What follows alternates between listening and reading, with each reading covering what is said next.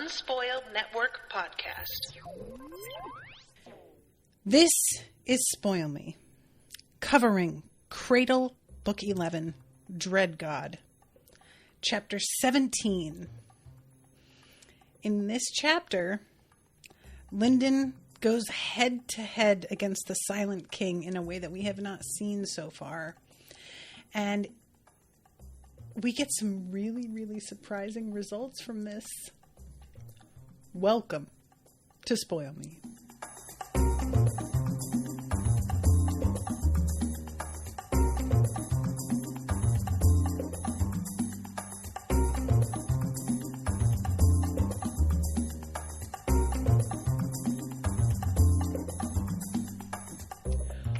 Welcome to the show, everyone. I am Natasha.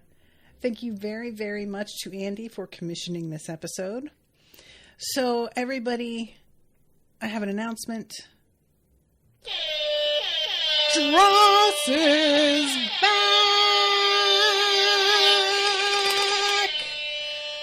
I'm so excited.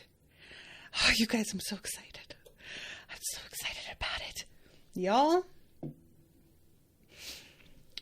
Couple things.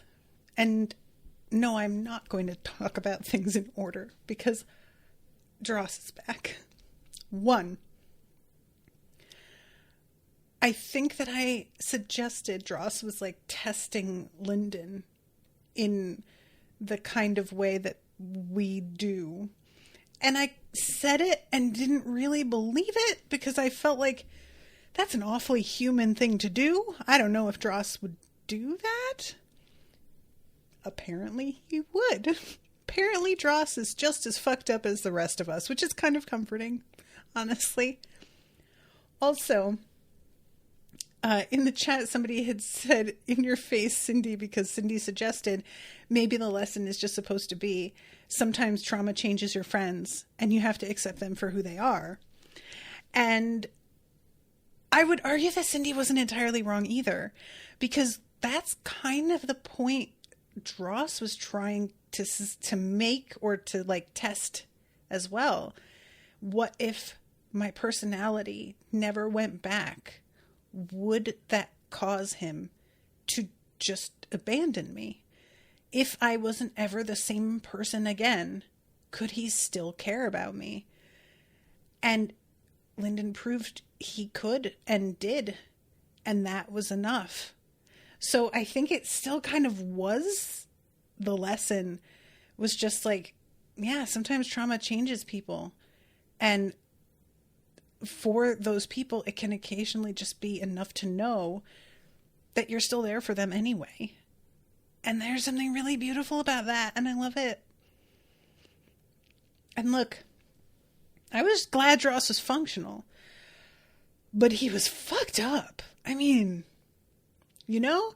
So I wouldn't have been mad if he had had a slightly different personality than the one he did. But it felt like he was undermining Lyndon all the time, like purposefully. And I couldn't have that. So, of course, I'm delighted to have the Dross we know and love back. But it's not even like as much about that for me as just, I am really glad we're not going to have to deal with that other guy anymore. Because he was too delighted with all the terrible things that were going on, you know? That nihilism. It gets old, you know? It's occasionally kind of funny. But he was just leaning into that shit too far. So, anyway, he's got issues. He acknowledges them, says Rob, yeah. And Emhan says, "I love how embarrassed Dross was when he thought back to how emo and goth he was being." That's my favorite part, is like all the moments of him realizing the things that he said. And that is another aspect of trauma as well. You can lash out at people that don't deserve it. And when you think back on it, you're like, my God. But in the moment, you were not yourself. And it happens, man, you know? But I'm just delighted. I am so delighted. Okay. Now I'm going to start at the beginning for reals, because okay. So we start with Malice, who is losing this fight against the Silent King. And I love this so much because she is in the midst of this and is like, I don't know what I am going to do. He is more powerful than he has ever been with me dealing with him. And he is just unraveling everything I'm attacking him with. He has so many paths, and it says, growing stronger with every passing moment as more pieces showed up on the battlefield, which I wasn't really thinking of it in those terms. And once she put it like that, I was like, ooh, yikes. So she feels Lyndon coming, but she gets irritated about it. And she even considers sending him a message to tell him to back the fuck off. He had both the reckless confidence of youth and the power of a sage. It was a suicidal combination, but she couldn't protect him or slap him down for his insolence. And then she's about to send this message, and there is a moment where she gets a slice of a vision of fate. And we don't really get a description of what she sees. It just says an image, a shadow flickered through her mind and stopped her. And then we go to her kind of stopping and considering the skills that Lyndon has and why he might actually be great for this fight. So she backs off, but we don't, as readers, see what she sees. And I'm really curious if she saw what the Silent King sees later. So she manages to chime in and close the portal because Lyndon has distracted the Silent King long enough that she can focus her working on that because she's not just defending herself. And then we jump over to Lyndon's POV. And he has been pulled into another space, which Dross calls a world without time, which we find out is not quite true. It's very different time, but there's still time. And here comes the giant tiger. And I am sure that we have had this description before, but I confess I did not recall the Silent King just doesn't have fur. I've been picturing him with fur. I've been picturing him as a white tiger with fur, low-key adorable, but threatening. That's what I've been picturing. Finding out it just has smooth, pale skin with black stripes like slices into a moonless night. I already don't like this guy. Every new thing I find out about the fucking Silent King, I hate more and more. I just don't want any of the things about him to be. Later on, he manages to invade Dross's combat report. And I'm of course he can. Dross is doing this with Dream Madra, and that's his whole deal. I shouldn't be surprised that he can do that, but it's just so rude. I mean, God, knock first or something, I guess he does that with some people. I said that without thinking. My apologies. But anyway, he says, "You chose to disobey me. I told you what the consequences would be." And then he shows Lyndon all of his friends who are in the midst of battle and what they're going through desperately trying to defend themselves. And it's weird because at one point, Lyndon asks, "Could you show me a different view of Kelsa?" The tiger tilted its head. "Oh, yes," Dross said eagerly. "I want to see the Flesh Ripper in action." "A different view. Very well." Kelsa and Jai Chen had been fighting in the Twin Star Sect territory in Serpent's Grave. Now he saw the city from far away. Smoke rose from it.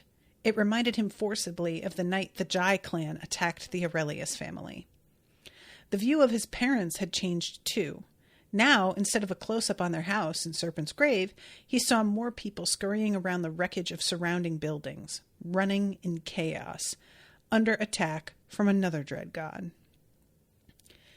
The view of Yaren now showed him the Red Moon Hall cloud ship swaying drunkenly, its cloud base broken. The view of Orthos showed him an ancient castle crumbling. So, I'm not sure what it was Lyndon was hoping to see. I guess it was just to see if the constructs were protecting his sister. And they did, as we know, but we back away from them once Jai Long is taken down. I don't know how much more attacking there's going to be after. I have to assume the Silent King isn't going to just end it with killing Jai Long. But it was a moment of like, it felt like Lyndon wanted to be like, I think you're making this look worse than it is. And then he sees the whole view and he's like, oh, okay, no, it's what it looks like. So he asks, why me? And again, because they've had this conversation before, really. The Silent King is like, you came into our house and stole a piece of us. So you can't just do that. And then Lyndon holds up his arm and says, then why don't you tear this from me? And the Dreadgod says, you have made our hunger part of your soul. The authority suits you. You belong with us. Joining me is not the slavery you imagine. It is unity. You retain your will. Indeed, you are useless to me without it. I merely coordinate you to exert more power than you could separately. And he says that he feeds on dream aura, but just such a small amount that nobody misses it. And it's just such bullshit. He's just so full of shit. I mean, just really, you know? So, of course, Lyndon, I love this. He's just straight up confused. And he's like, you know I'm not gonna say yes. What are you doing? And he's like, I would have been disappointed if you agreed immediately, but I am just going to keep asking. And Dross is going to have to use up a whole lot of Madra to bear this burden. He's going to run out. And your will erode, followed by your brain. I'm loving in the chat. Everybody is reacting the way that I did when they found out that the Silent King does not have fur. And I'm really glad I'm not the only one that sort of like just seemed to skip right over that part of his description the first time, because I am certain that this is mentioned. But because I feel like I had this exact reaction the first time. And I just made myself forget because I don't want to think about it. Asher says, maybe the Silent King looks like one of those naked cats, but with stripes.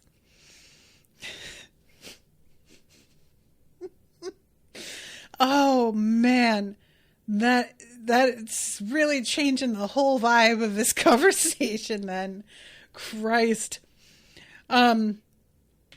So, yeah, Chance says, and then you remember the people voluntarily jumping into the cat's mouth. Retain your free will, my butt.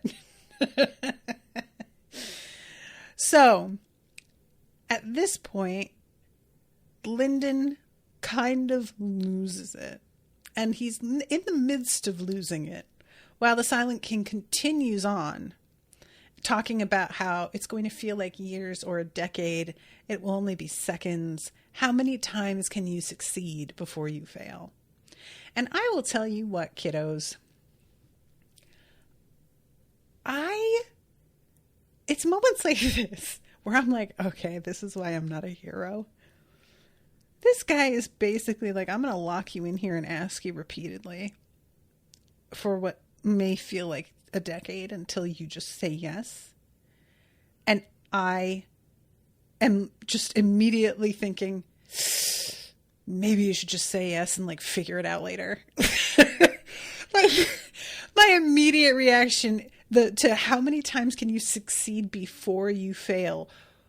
You have rejected my first offer and my second. What about my 1,000th, my 10,000th? Immediate reaction was just, oh yeah, no, I would cave eventually. Maybe I should just like jump to the end.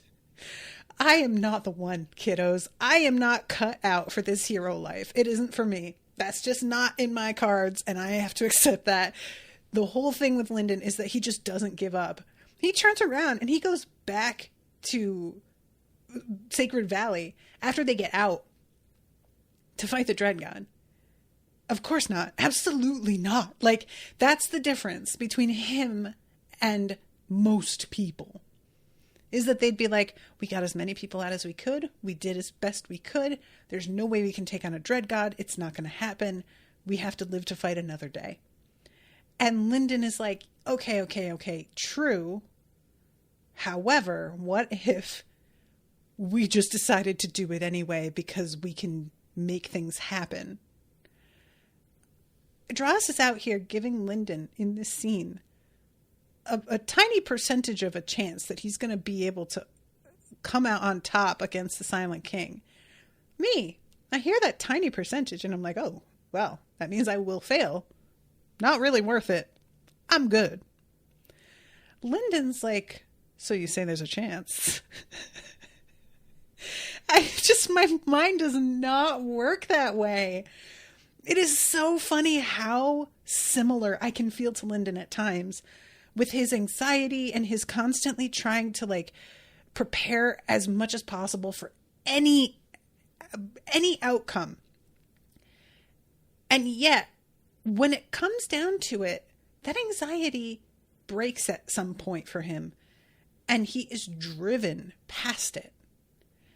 And, you know, I can't say I've ever been in the position where I'm trying to defend thousands of people from death. Like, maybe if I were put in this position, I would be driven enough to take on the risk too. I just don't think so. I just don't see it in me, you know? And like, that's okay. We're not all cut out for it. But anyway, then we get this wonderful moment where Lyndon says, apologies, I will have to decline. But I do agree with you in one respect. We do belong together. When I consume your spirit and tear out your heart, you will be with me forever. And I was like, word. Travis Baldry's delivery of that line is quite effective. I was like out for a walk listening to this and I just kind of had my eyes bug out for a second. The Dreadgod had some, no doubt, clever response, but Lyndon reached out for the space around him. And he just says, consume, and unleashes his arm. And all of these like thoughts and memories begin to slam into him. And the Silent King is talking, but it's sort of unsteady and warbly. Ash is trying to get my attention. Andy said the Silent King is hypoallergenic. Oh, God. Rob says, I think it would actually be pretty nice for the Silent King to take over wrestling with my executive functioning or dysfunctioning more so. Let me tell you, kiddos, weed has helped a lot with that. It's not exactly that weed just like makes me productive so much as weed keeps me from stopping and thinking about doing a thing. And it makes me just do the thing. It's wild. I can't do it too much. I have to be like really cautious with it. But it is kind of a miracle for me. I have to be honest. I wish that I had realized it could do this for me long ago. I thought we just like made you dumb. I really did. And just avoided it. And turns out, I mean, if you go too far, sure.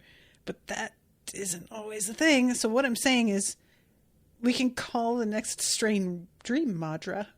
And, you know, whatever. It'd be a Silent King hybrid. M. Hunt says, I listen to all podcasts and Audible books at 1.5 speed, except for Cradle, because it would be a crime to lose Travis's perfect voice and cadence. I have to agree with that. I listened to a different audiobook that I was covering at 1.3, I think. And then I didn't turn it back to 1, and I started playing Cradle, and I was like, oh, God. Oh, no, stop it. It just sounded wrong. So this is when the Silent King says ambitious. Let's see if your protector can hold up. The Dreadgod raised a claw and flicked it at Dross, who shone with purple madra as he braced himself. I was trying to picture how Dross braces himself, and I'm just picturing him sort of like leaning forward a little bit with his eyes like narrowed. Lyndon reached out with his left hand and caught the claw. Wrong again, Lyndon said. He's not my protector. I'm his. Dross had overburdened to protect him from the strain of a Dreadgod's mind once. That was one time too many. And genuinely, when he said it like that, I was like, oh, yeah, this is low-key like the exact same thing all over again. It didn't even occur to me, I gotta be honest. And then Dross chimes in and says, Lyndon, you are steadfast and reassuring, but I am approaching my limit. And there was something about steadfast and reassuring that was so like, it just felt so distanced from what was going on. And I knew when Dross said it like this, I was like, oh, Dross, baby, you are about to have your heart blown open in a good way, because you are trying to act like this is a clinical event. And you're going to watch this man put his life on the line for you, and all your little like feelings of distance from him are going to crumble. And I didn't realize like how right I was about this. So Lyndon, consume. Lyndon couldn't think about anything else. He had one singular focus, and he didn't need to survive to achieve his goal, as long as he didn't bend. He kept consuming, and he walked forward. Lyndon! The power rushed through him and eroded his thoughts, but he kept pushing. He would push until he broke. And then we go to Dross. At first, Dross enjoyed the thrill of approaching doom. The risk made him feel alive. Then Lyndon had started to fight against the Silent King, and Dross felt much as he had when the sky blackened, that at least they would die together as one. Y'all, I'm going to pause right here for a second and tell y'all, those of you who know Rashawn from my other shows, know that she's my best friend. And I have often contemplated, based on the fact that we both have acute depression, what it might be like if I had to live without her. Not awesome. Don't want it. And I've been having trouble with maintaining my Patreon. I am paying her per month enough that she is able to cover a chunk of her mother's rent. She got her mother to move up with her to Philly and stay in the same apartment complex. And that's a big part of it, is what I'm paying her. And it's always been a dream for me to be able to pay her. And getting to do that was very exciting for me, to the point where I was able to like afford it. But then my Patreon dropped quite a bit, and she was hearing me talking about money issues and said something about me, like maybe stopping paying her for a little while, which is out of the question. Like, I just won't do that. And it led to this deep anxiety. And I had a nightmare that night that we were like hanging out and chatting on the edge of this cliff. And I fell and I pulled her down with me, which, I mean, it doesn't get any fucking clearer than that. In the dream, she tries to like help me and grab me and pull me back up, but she can't do it. And she just gets yanked down. And in the dream, and I was telling her about this dream, and I just like burst into tears because it was like so real in that moment. We're falling, hundreds of feet, clinging to each other. And in my dream, the thought I had was, at least we're going together. So this moment with Dross, like, just got to me because it just like, you know, they say you always die alone and no matter what happens. And I think that like probably mostly that's true, but I'm not sure it's entirely true. And Dross feeling comfort from the fact that they're with each other just, got to me real, real bad. So Lyndon takes the blow and decides he is going to die before Dross. And Dross is able to see what Lyndon means when he says Dross. And we then get the info. In the weeks since Dross had come back to awareness, he had tried several new personalities.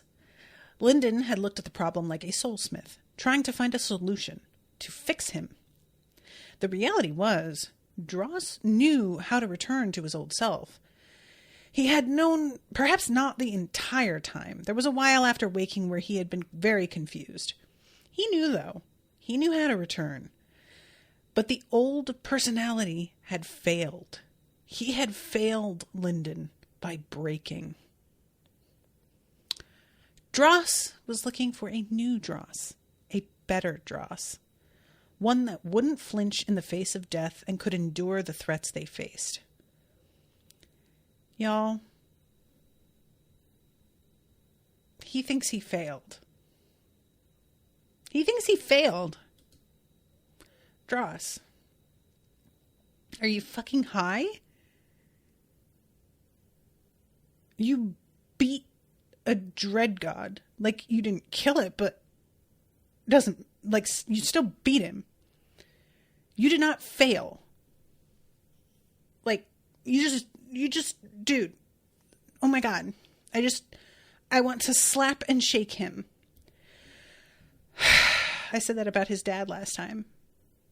Dross, you're not as bad as Lyndon's dad, so I take it back. But only a little. So he's thinking this new personality helps him sort of enjoy the danger, and maybe this is better. He is more effective. And Lyndon keeps sort of wishing for the old Dross, which made Dross wonder, if my personality changes, will he throw me away?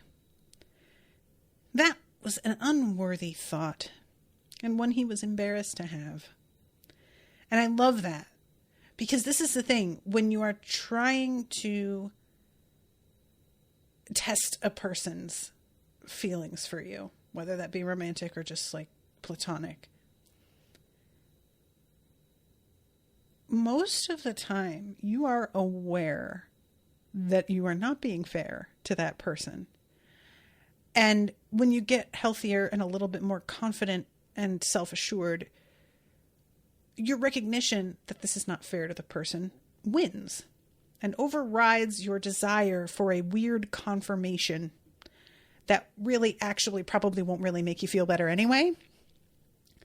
But when you're in the midst of figuring yourself out, you fall prey to it. And I just deeply understand this impulse. And I think I honestly did this a little with my ex-husband. Like, just kind of pushed it to see, where is he going to draw the line and decide he doesn't want to deal with me anymore? You know? And it's just a fucked up impulse that some of us have, because we are sure there is a spot, there is a point. And I mean, if there is, so that doesn't mean you're unworthy. It's them protecting themselves. Like, there's a sort of idea that if you push somebody and they decide that they don't want anything to do with you anymore, that you're proving you're unlovable, which is like so self-centered. That's just not necessarily what it's about, you know? But I just get this. Lyndon had proved himself many times, and Dross could search through the man's memories at leisure. But now he admitted to himself that the main reason he had stayed in his current configuration was to see what Lyndon would do. Now he heard what Lyndon meant when he challenged the Silent King. He knew who Lyndon swore to protect with his life. This time, when Lyndon said Dross, he meant Dross in all his mutations and transformations. Dross, his companion, his mind spirit, his friend. And Dross found that he didn't need his new personality anymore. He shook the darkness off his form, and the skin of his projected form became brighter to match his old outlook. He searched the memories, shifted his perspective. His shame doubled. Some of the things he'd said were so embarrassing. And had he really held a new form just to test Lyndon? He had issues. All that realization occurred almost instantly, and Lyndon was still in trouble. Dross had to do something. I just love this so much. Dross has a breakthrough. So, he fucking pops up and just says, Lyndon, wow, you really are hanging in there, huh? Blink twice if you're still sane. And I was like, Dross, you are going to fuck him up so bad. What are you doing? And indeed, Lyndon gets pretty distracted here. But he tries to keep it going. And Dross is like, I'm going to slow this down because your brain is going to boil. And help is on the way, I am pretty sure. And the Silent King is like, no help can come for you. And I'm like, bitch, you know what? Keep it to yourself. Nobody cares what you have to say. Everybody knows you just lie. What's the point? Knock it off. And then he felt the white space shake when Dross struck. It was like a purple earthquake. The Dreadgod's voice shivered with it and came back mid-sentence. Worthwhile. Who can help you here? Dross struck again, and it was like Lyndon was trapped inside a drum. And even if you escape, what will it be gone? Lyndon commanded. And he comes out and realizes that he's just like on the ground with his arm outstretched. And his channels were still bursting with dream madra, and he quickly forged it. I love this moment so much. A purple-white ring spun into existence all around him, semi-solid and overflowing with power that radiated brightly in his spiritual sense. If he didn't know better, he would say it felt like it was made of monarch scales. Void key! Dross insisted. Void key, quick, before somebody takes it! I loved it so much. I thought he was forging it into a weapon to like fire back with, which I should have realized he wouldn't do, because as we see when we're with Kelsa in the previous chapter, she describes fighting the Silent King with Dream Madra as fighting a waterfall with a watering can, which was very... Will White is very good at doing similes. I really have to say, like, he really gets it and makes it viscerally understood a lot of the time. But I just thought that's what he was doing. So when it turns out he just forges it and then it's just there to take, I was like, oh, word. So I guess he's really, really rich now, which we know, being a sage, just you're going to be able to make scales anyway that are worth so much. But this is kind of, I really hope that we get to see him like cash this out. I know that's a weird thing to care about, but I grew up poor, let me have this. So Dross materialized, and he shone violet, sending up sparks from his eye and his teeth. Wow, and I thought I was strong before. When I finish digesting this, I'll be meaty. He flexed one tentacle, which suddenly bulged with muscle. See, Lyndon? This is what you said I'd... Lyndon stood and threw his arms around Dross. I love this so much, you guys. He was flexing. And I'm just realizing he says when I finish digesting this. So he's not cashing that out. Well, he is cashing it, but it's like not what I think. He's getting his money's worth, but it's through his mind spirit, not money. But I just love that he gets to do his flexing. It just meant a lot. I loved it. Like, it's just really... Well, wait, what is... I just... Sir.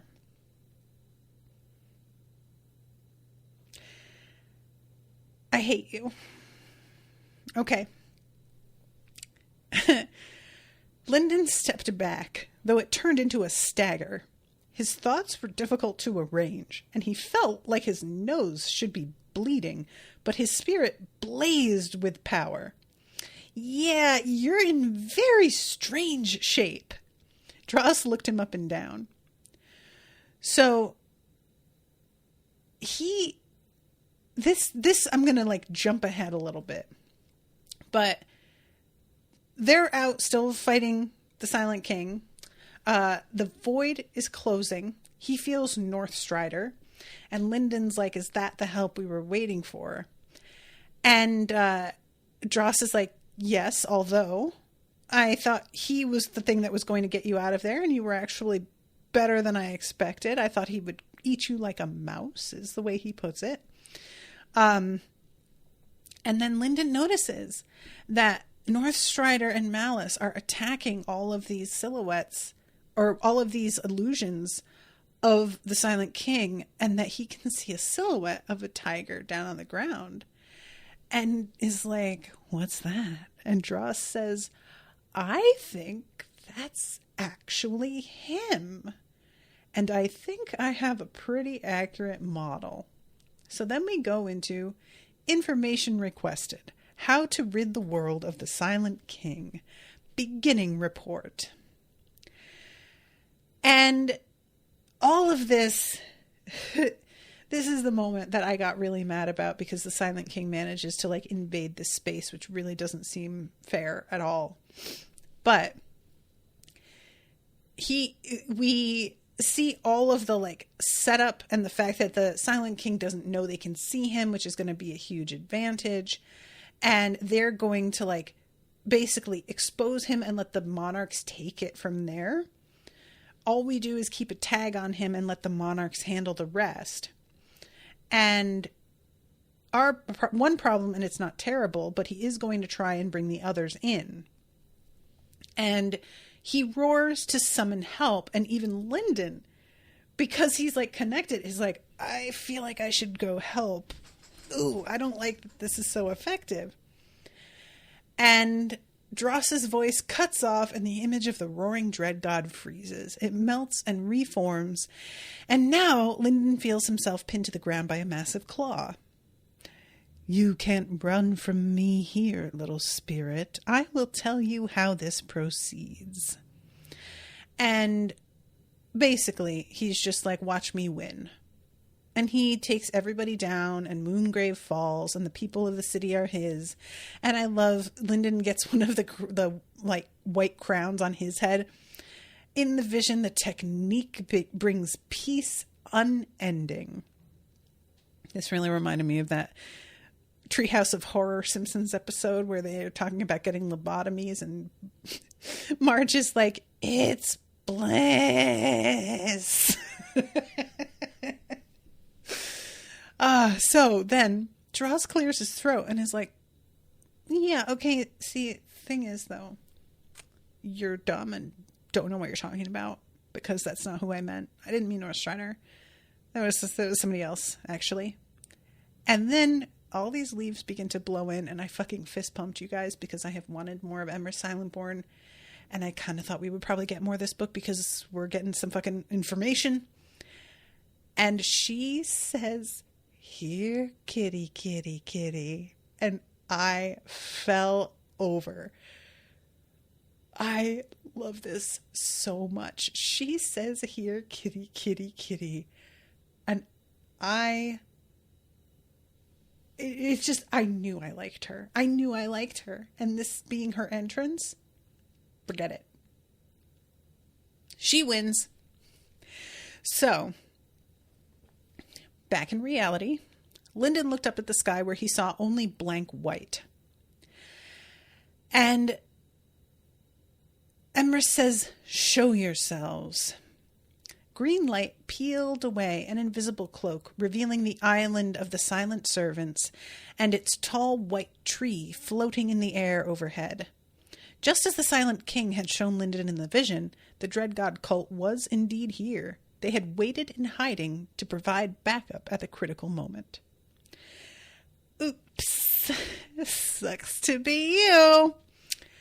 And its branches begin sprouting green and it falls to pieces. There's a new tree like coming up from the inside of it. And I love Dross just being like, I know I didn't tell you, but this is a pretty great entrance, right? Like, I thought you'd enjoy the surprise. So, we do have one kind of painful moment.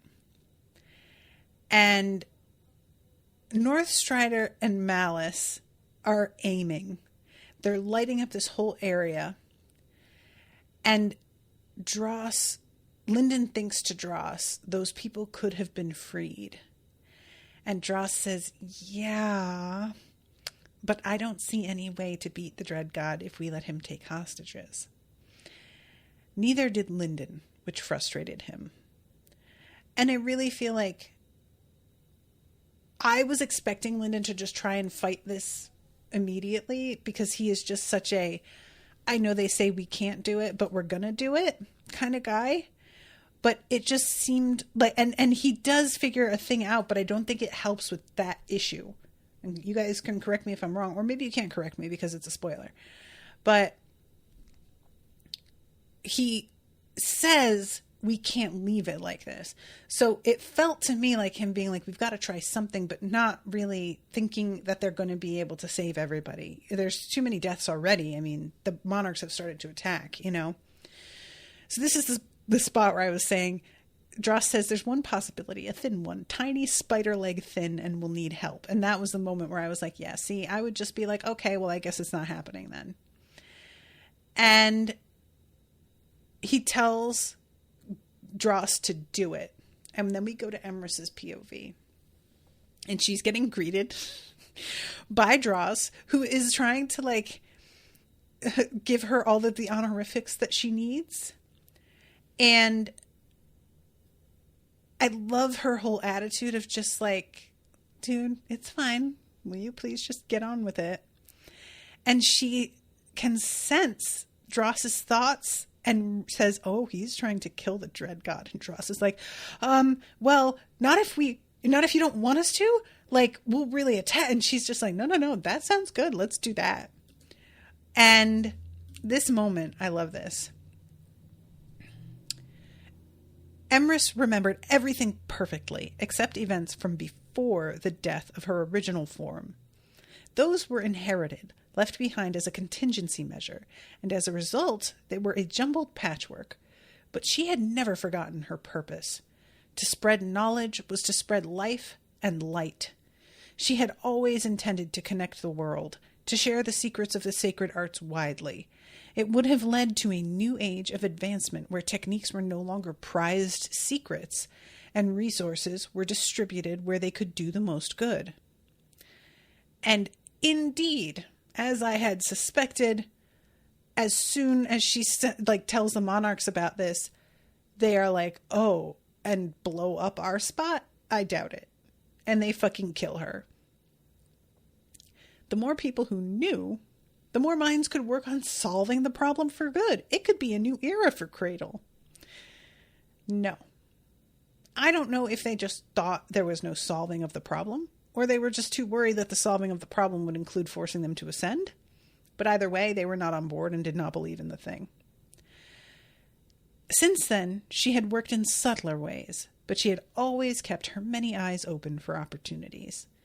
And that's what I had figured. Like, the whole thing with, oh, well, she was the one who spread language and stuff. And I was like, uh-huh. I think you guys remember, like, way back when we hear some of her story, I didn't yet know about the thing with the monarchs and Dreadgods, but I had a feeling that she was still low-key doing what she had been trying to do and just couched it in something that looks a lot more safe. And this is the thing. Anybody ever who tries to stand in the way of educating people on facts is trying to hide something, and it's always a bad look. And this is like especially relevant these days because the whole idea of like trying to stop critical race theory is the wording that's used, even though I don't even know how many people even call it that in a curriculum. if your history is so horrific that you don't want it taught, don't you think that's the problem? But okay, sure. It's the teaching of it that's the problem. Whatever. That's certainly a take. Anyway, so then we go to the Silent King's POV. And this bitch is so confident. He's got a real Long Hook vibe. I referenced Long Hook recently, and I'm surprised that this is coming up again this quick, because Long Hook is kind of nothing.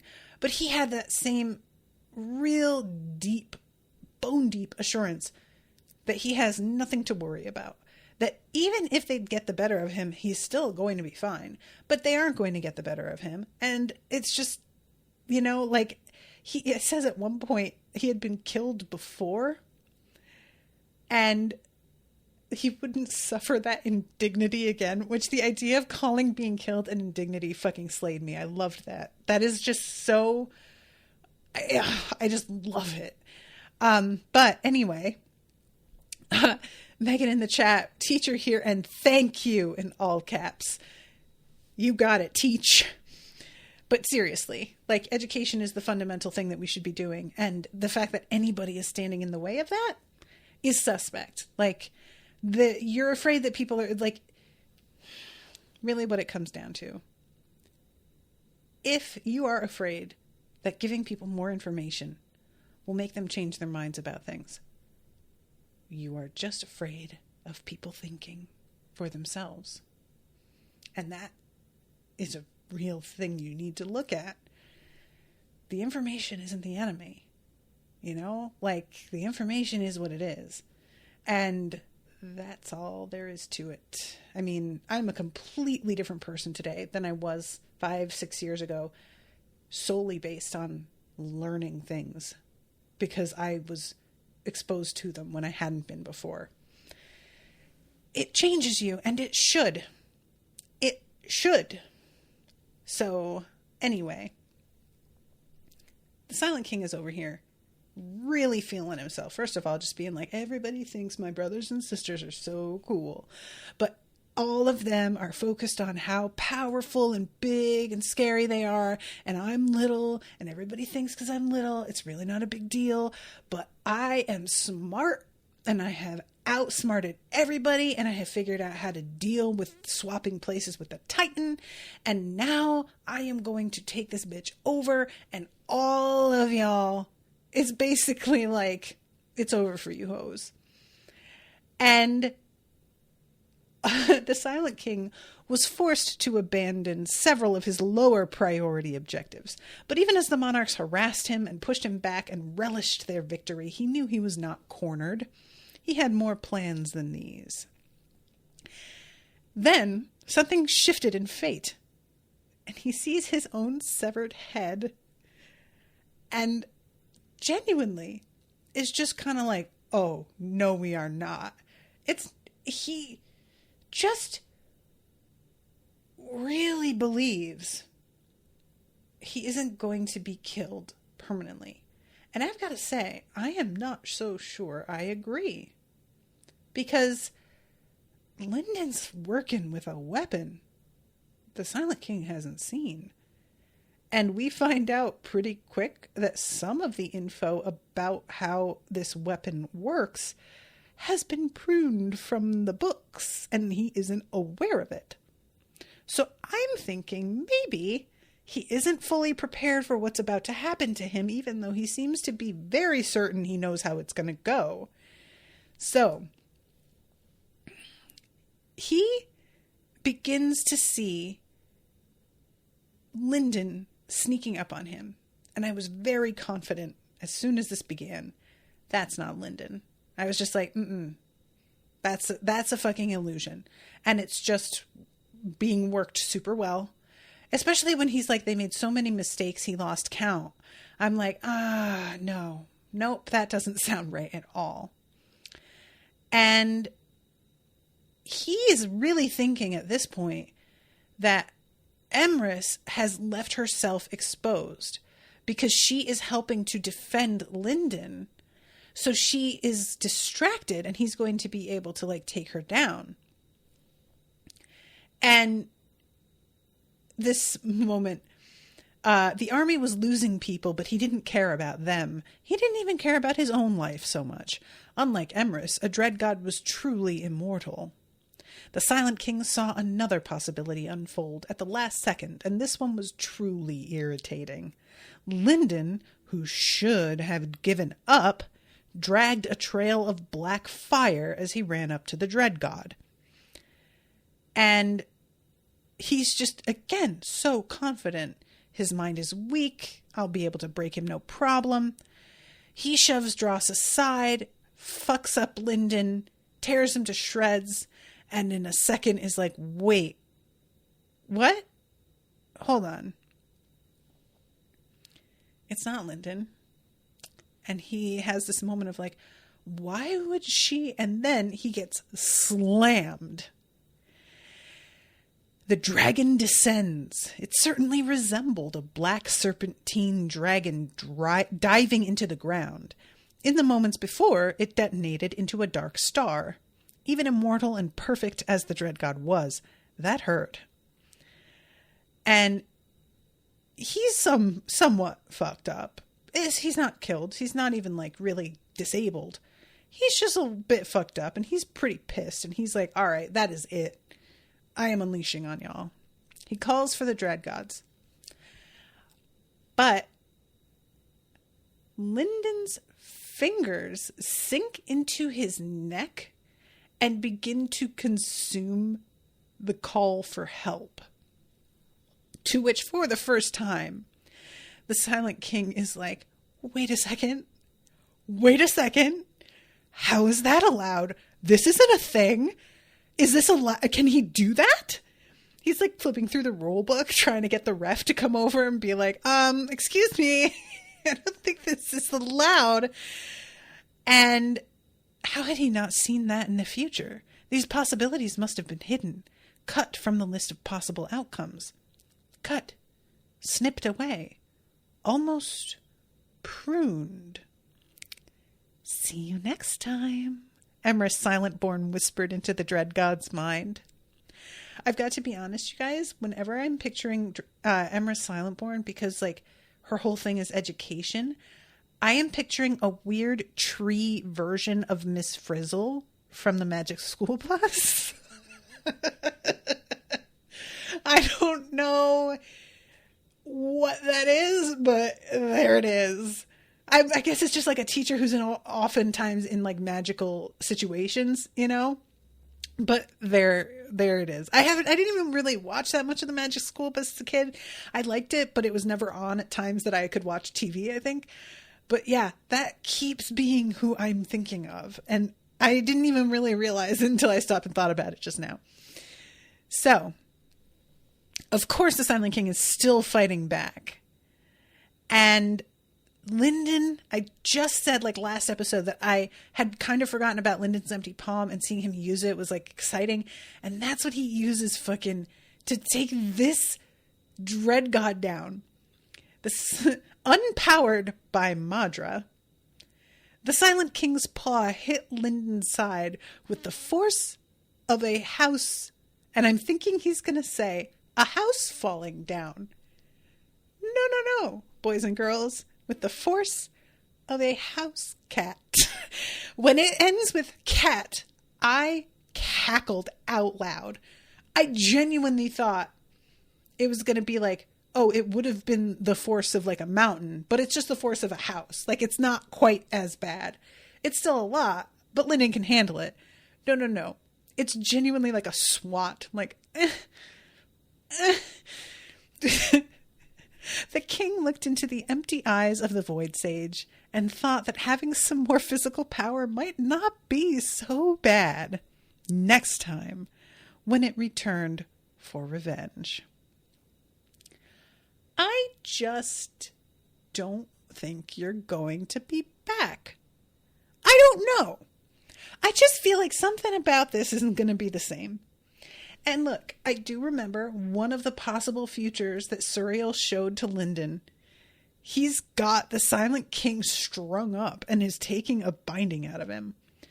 And I am not certain if that's something that he could do and then like come back again. Like they can be totally destroyed and still come back, I assume. So I don't necessarily think that indicates that the Silent King is just gone. But I just wanted to mention it because like that was something. But yeah, so that's the end of this chapter. And I honestly, what I want right now is to be in Malice's POV, because I am absolutely dying to know what Malice is going to think of what Lyndon has done.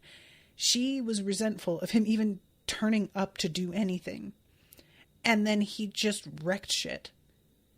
And I think I said before that I was sort of wondering if she had set him up to tell Charity and break his oath to disable him a little bit because she wanted him to be less of a threat. And a part of me is like looking forward to her realizing that maybe he's more than she was thinking he is. And another part of me is worried that she's going to start to understand genuinely the kind of threat he could be and take him much more seriously, which could be very bad for him. And not only this, but I just wanted to like mention there's only one book after this. I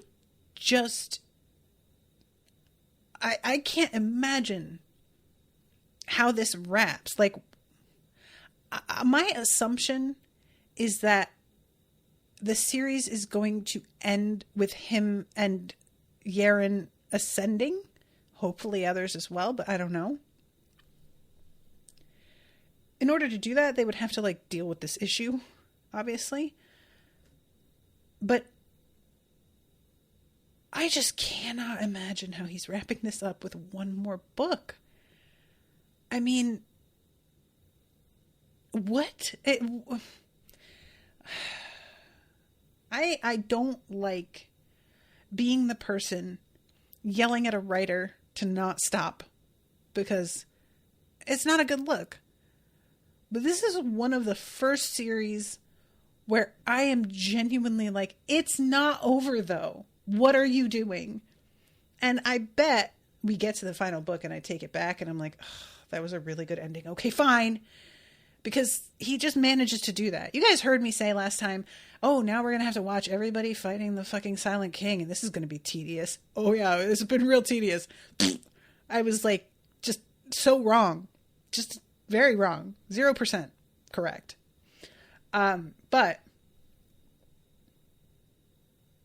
most of the time when something has been going for this long, it feels like it's run its course. You get to a point where you're just like, okay, yeah, now we can be wrapping this up.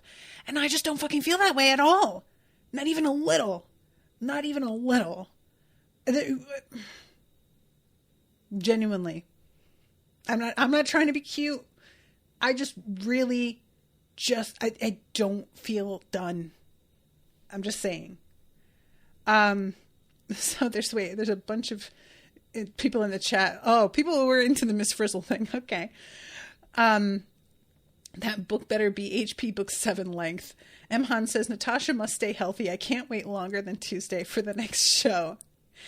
Rob says, with half as much camping, how about not any camping? Oh, are you talking about as book 7 of Harry Potter? Fair. What? Rob says, what about a MacGuffin that makes the main character moody shits? Oh! Oh my god. Because there's a character in Harry Potter named Moody. And Rob, I got real confused and thought there was something that made Professor Moody shit. And I was so lost. Oh man, I really misread that. Shit. Oh, God. Okay. Evil says, only if the final book is 3 times as long. Honestly, I have to imagine it's going to be the longest one. And even if it is, it's just the only thing that's going to sustain me, I guess, is rereading them all with Rashawn. That's going to have to do. And it won't. I'll just be honest. But I will say that having this whole series be finished so that I feel like I can start them with Rashawn and know we have a complete series to cover, that's going to be dope. I'm real excited about it. And I'm going to be kind of agitated if in the midst of our coverage of Cradle, another Dresden Files books drops and I'm going to have to take a break from Cradle to cover Dresden, because at this point, I don't want to do that, but it may have to happen. I don't know. Emhan says, Will already had set Lyndon up as the Tony Stark of the Willverse.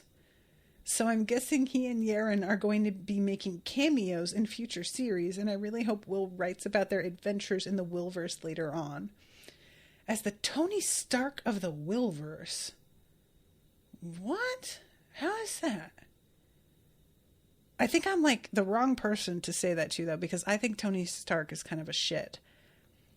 But maybe. Rob, I hope she can make it through the first book. I have hard times onboarding people because of its pace. Yeah, this is something that I'm really... On the reread, I realize how much information is packed into that first book. And I remember this. Andy had me read the first book. He commissioned just that one book and was like, I just want to see if you like it. And then if you do, I'll commission the rest of the series. And there were some chapters where I had a really hard time because, especially the Abaddon, which I've mentioned before, the Abaddon are written about as if you know what's going on. And I completely understand him taking that approach, but it is difficult. So I'm hoping that Rashawn having me to sort of guide her through that will help, because doing it by myself, I don't think I would have stopped reading the series. You know, I had Andy to help me out in the chats as well. But I think it would have been a lot harder. And there were some things that Andy like clarified for me and stuff like that. That for me, I know there was at least one person, I think Owen's friend Chase, started listening to the audiobooks, and the Abaddon thing was just so confusing for him that he bailed and he just didn't keep reading, which broke my heart. And I could definitely see that being sort of in conjunction with a magical system that isn't something a lot of people are familiar with. I know now that cultivation magic is like its own sort of subgenre, but I wasn't familiar with it at all. I had never heard of it. So coming into it, like once I realized how it worked, because I already knew about chi and like meridians in the body and pressure points and chakras and all that, I understood those principles. So I pretty easily applied that to this. But if you don't know that, it's going to be a lot more confusing. So I think that, again, having me to help and you guys to help me will hopefully get her through those moments, and may help people who started the series and didn't keep reading as well. Because I know there are some people who the series didn't click with right away. Most people from the Unspoiled crew who have started reading it have really liked it, but there have been a couple who are just like, what is this?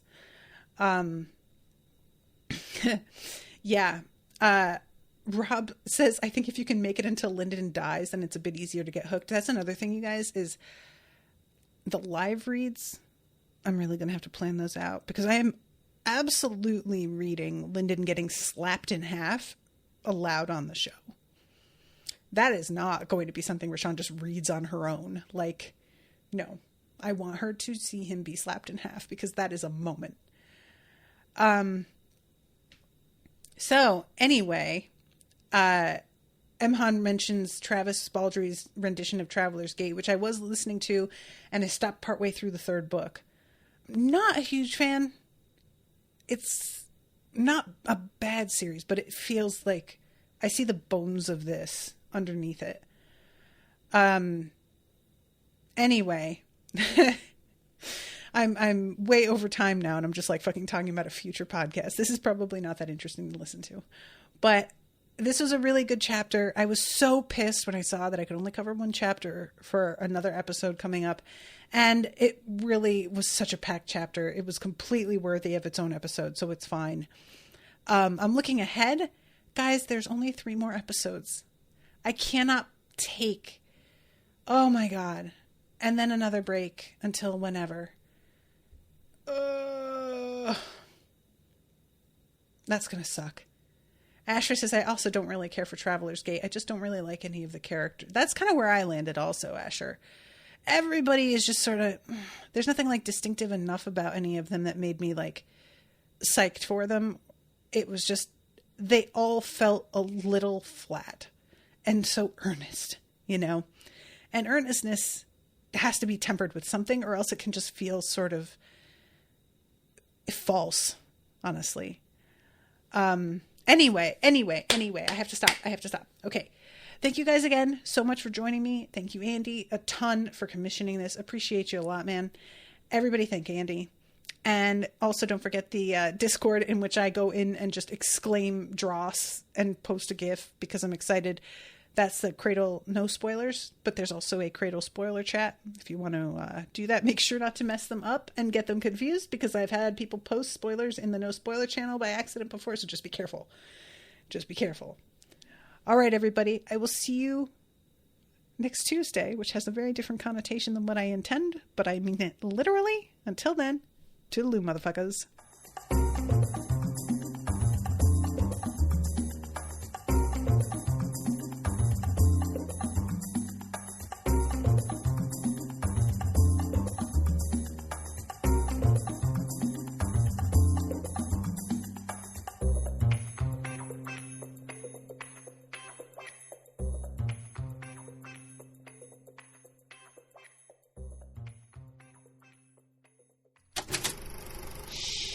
That was an Unspoiled Network podcast.